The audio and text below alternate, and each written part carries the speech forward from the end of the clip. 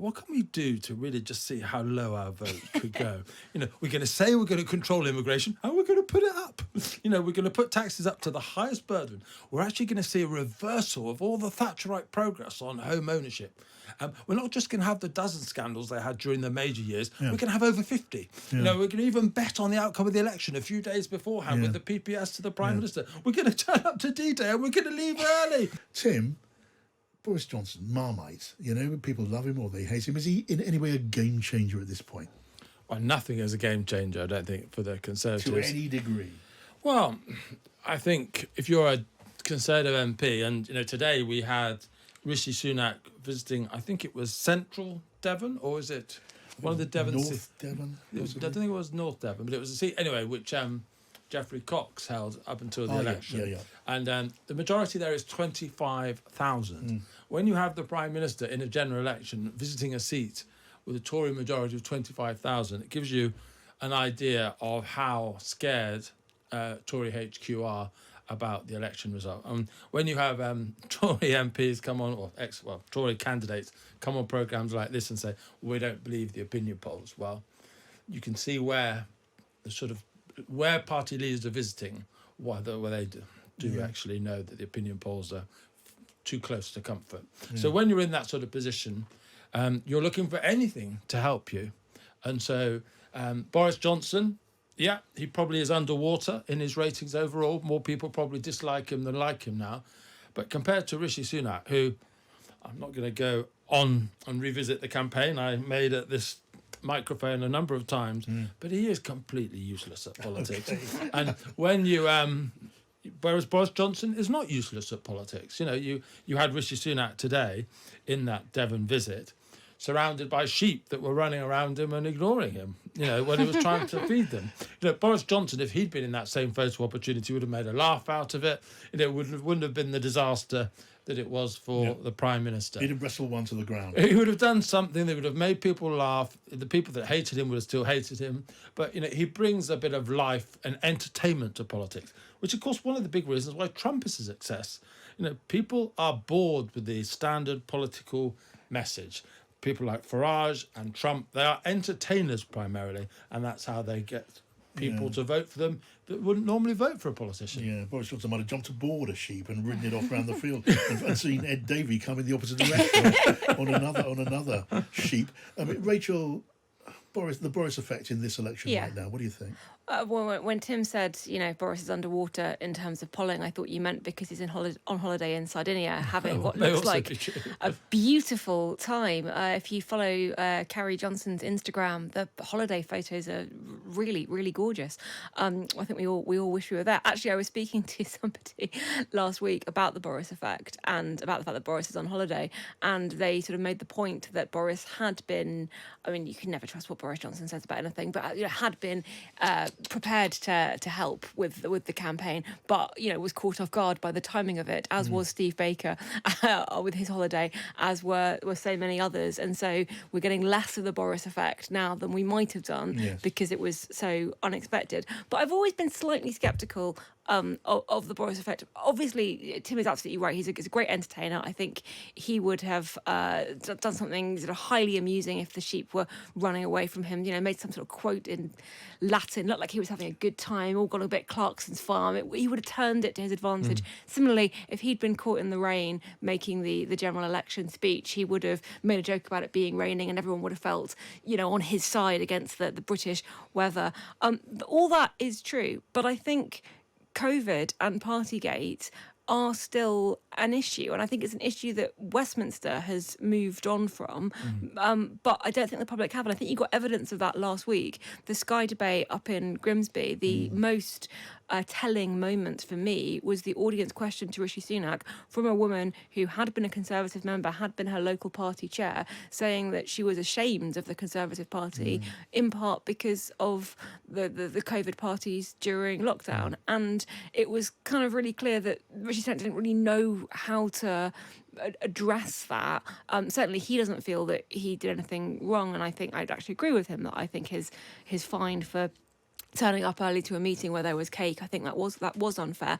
But for Boris Johnson, the tarnish of that scandal and the sacrifices the rest of the country made while it felt like people in Downing Street weren't, people remember that. And we're told it keeps coming up on the doorsteps in this campaign. And Tim, it does get you back to the point of Boris Johnson's sort of, Marmite effect. And we're reading just in the last 24 hours about senior Conservatives who want Rishi Sunak and want the campaign to get rougher, to start targeting Keir Starmer more strongly, accusing him of being a liar, basically, when he says he's not going to do this and he's not going to do that. They want to say, effectively, you're a liar. And when you've got Boris Johnson possibly coming back into view, I wonder how much that helps. This is a man who was drummed out by his party for lying to the country. Well, it's still one of the most extraordinary 24 hours in 48 hours in politics, really, was when you had Sajid Javid precipitate resignation after resignation after resignation. The only way that Boris Johnson got out of Downing Street was because of that. How many resignations were there in Plus the end? 50 plus. Yeah, it was an extraordinary day or two in politics. Look, I take your point.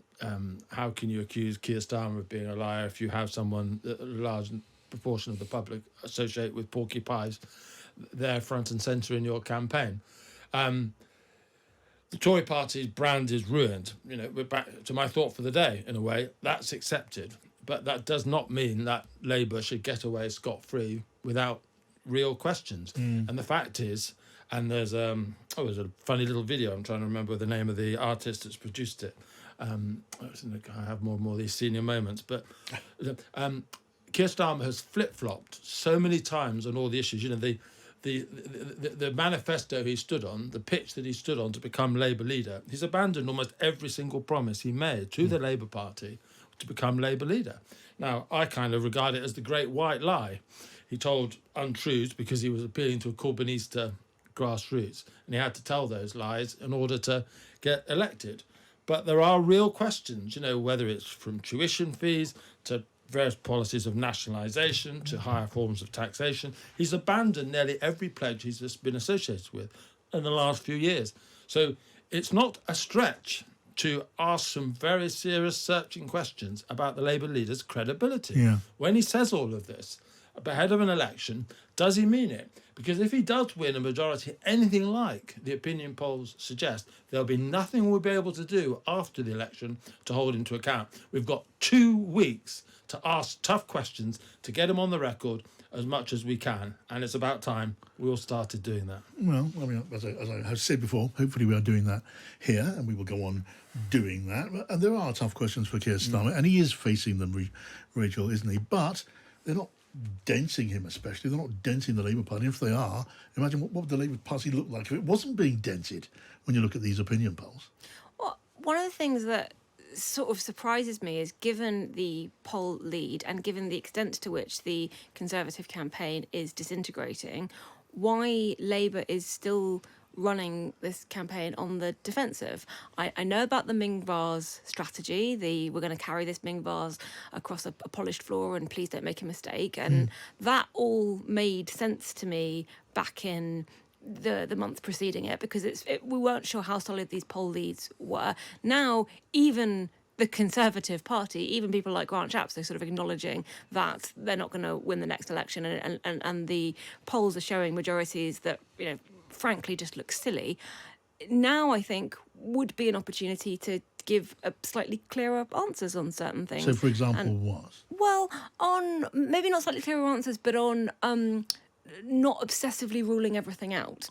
And I thought the confusion over reform of council tax bans this week has been really interesting, because John Ashworth said yesterday, we're not going to do that. That's not ruling that out is not in the Labour manifesto. Yeah. And as has been pointed out, if you're not ruling something out, you're saying you might do it. Yeah. But he said, we're not going to do it. Today, that line was softened slightly. I think, people on the left and the right, I don't think this is a party political topic. The valuations for council tax were done in 1991. They don't make sense. They are a bad way of trying to raise council revenue because it's distorted. You just look at the council tax that some properties, multi-million pound properties in central London pay compared to perfectly ordinary family homes elsewhere. A look at council tax bans and a reform of the system is good policy in and of itself, and it's also a good way to try and raise revenues for local councils. So why get into a mess about ruling it out? There's also Wes Streeting saying he would wish the party had been bolder, for example, on social care. You sort of sense that little bit of exasperation. I don't know what the right expression is, but Labour have sort of imposed this straitjacket upon themselves, and given how far they're ahead and how weak my party is, that straitjacket probably could have done with one buckle or two less tight. Yes. Yeah, well, unless you take the view that the seemingly impregnable position is a product of that Ming vase strategy, and why at this stage chuck the Ming vase up in the air and catch it and juggle it about. I mean, that's clearly the thinking. Well, it's partly a result of that, certainly, and I think a huge amount of work has gone into Labour when it comes to the manifesto on making it watertight, bulletproof, whatever visual metaphor you want for exactly that reason. But I don't think anyone in Labour was expecting the scale of the Conservative collapse that we've seen. I think they thought that, a bad result for the Conservatives would be, 250 seats, and now we're looking at, will the Conservatives get 100? Oh, that would be marvellous. Stop exciting me, Rachel. So I think Labour have actually been caught off guard by how big the majority is going to be, and there's an opportunity there to be a bit more ambitious. I tell you who does see an more opportunity. Is my sources in Reform think the Tory vote has bottomed out. They don't think there's much further to go. I'm not convinced by that, but that's what they're saying. They think the Labour vote is soft. And that's why they launched their manifesto, or whatever, their contract with the people. Contract with the people in Merthyr Tydfil yesterday in Labour heartland. They are going for Labour now. And they're going to spend the next 2 weeks going for Labour. Now, whether it succeeds or not, whether Nigel Farage will be disciplined enough, we will see. But I think it really does bring forward the prospect that we're going to end up with a Labour government with one of the biggest majorities ever, potentially not even scoring 40% in the opinion polls. I mean, I think that's a really realistic possibility. Does that mean you're suddenly endorsing voting reform and proportional representation, Tim? Because that would be a first if you got it on that I am still a first past the post system, and one of the reasons why I like first past the post system, whisper this quietly, is just between ourselves. No one else is listening. My party absolutely deserves what's coming to it. Although I hate it, we are on immigration, on tax. We have done everything we said we wouldn't do. We've done those things. We've behaved appallingly. We've changed prime ministers 166 times.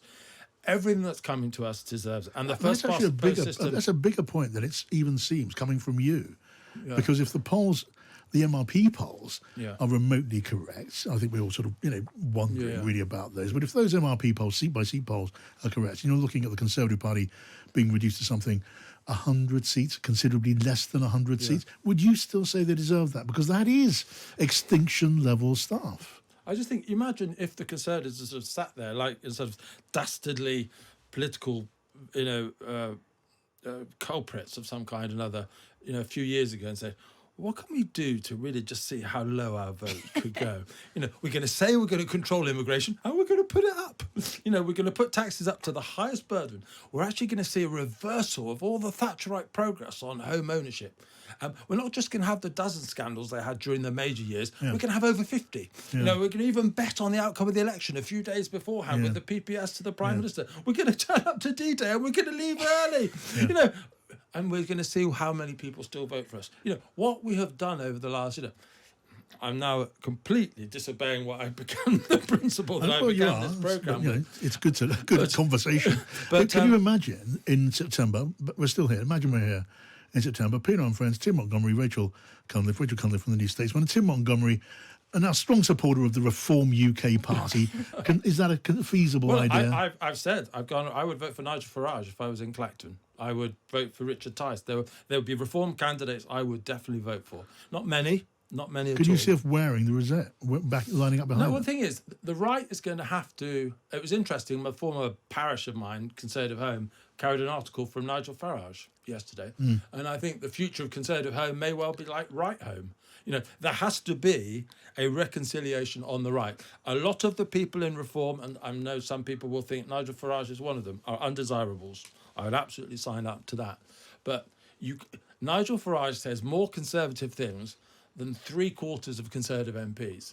Then that is a problem, and that is why we are in the difficulty that we are.